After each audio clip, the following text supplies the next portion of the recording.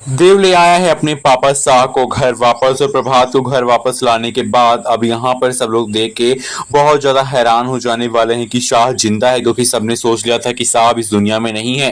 लेकिन अब भाई जो यहाँ पर देव है वो जा रहा होता है अपनी कुछ काम के लिए बाहर, और उसको रास्ते में मंदिर पे कोई आदमी दिखाई पड़ता है जो कि पुजारी वाले कपड़े में होता है। लेकिन जब वो ध्यान से देखता है और मंदिर पे जाता है भगवान को यहाँ पर पैर छूने के लिए भगवान को, और तभी पंडित जी के पैर छूता, पंडित जी के पैर छूते ही उसको यहाँ पर जैसे ही प्रभात उसके सर पे हाथ रखेगा उसको तुरंत पता चल जाएगा कि ये उसके पापा हैं, और वो अपने पापा को गले से लगा लेगा और कहेगा कि मैं जान गया कि आप मेरे पिता हैं, प्रभात सिंह चौहान। और उनको देखकर भी प्रभात जो है काफी इमोशनल हो जाएगा और कहेगा मेरे बेटे तुम आ गए वापस, क्योंकि मुझे लगा था कि करिश्मा ने मेरे परिवार को खत्म कर दिया है जिस तरह उसने मुझे मार दिया था अपनी जान से। लेकिन भाई अब यहाँ पर जो प्रभात है उसकी ये सुनकर बातें देव हैरान हो जाएगा और कहेगा इसका मतलब आप जिंदा थे और उस करिश्मा ने हमको बताया कि आप मर गए हैं और हमसे यहाँ पर सारे काम पे काम करवा रही थी। वेल दोस्तों, यहाँ पर करिश्मा ने यहाँ पर घर में बहुत ज्यादा आतंक मचा के रखा हुआ है।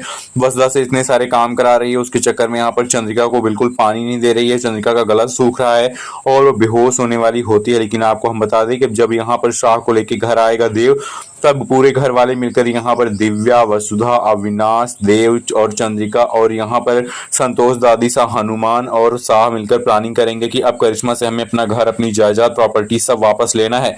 और इसके लिए वो कहेंगे हमें कुछ ऐसा करना पड़ेगा कि करिश्मा के होश उड़ जाएं।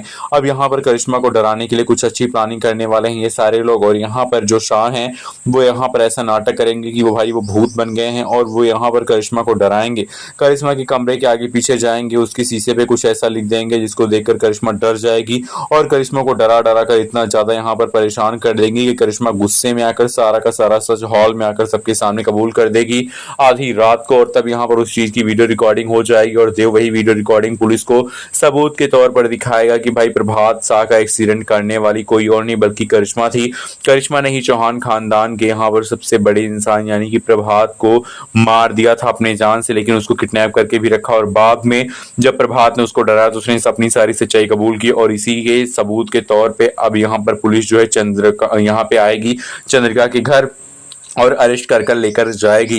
विला आपको बता दें कि अब चंद्रिका शाह को देखेंगी तो वो भी सदमे से बाहर आ जाएंगी और शाह को गले लगाकर बहुत ज्यादा रोएंगी, क्योंकि भाई उनको लगा था कि उनका पति उनके यहाँ पर सुहाग जो है यहाँ पे मर गए हैं चंद्रिका के। और चंद्रिका जो है काफी दुखी थी, क्योंकि आपने देखा होगा कि भाई जो चंद्रिका है उसका और यहाँ पर प्रभात का बहुत ही अच्छा रिश्ता है। इतना अच्छा रिश्ता जो कि यहाँ पर आप देख रहे हैं कितना प्यारा सा और बहुत इमोशनल सा बॉन्ड है उनके बीच में।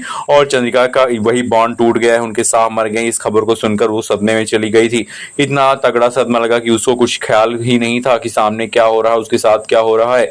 लेकिन भाई जिस तरह से वसुधा ने और घर वालों ने चंद्रिका का ख्याल रखा है, उन सबके चलते यहाँ पर प्रभात की वापसी के बाद कहानी बहुत ही अच्छी हो जाएगी और चंद्रिका को फिर से उनको प्रभात मिलेंगे तो कहानी में एक नया मोड़ आएगा। वेल आप कमेंट करके बताइए कि देव को प्रभात को घर वापस लेकर आना चाहिए फिर नहीं आना चाहिए। तब तक के लिए थैंक यू।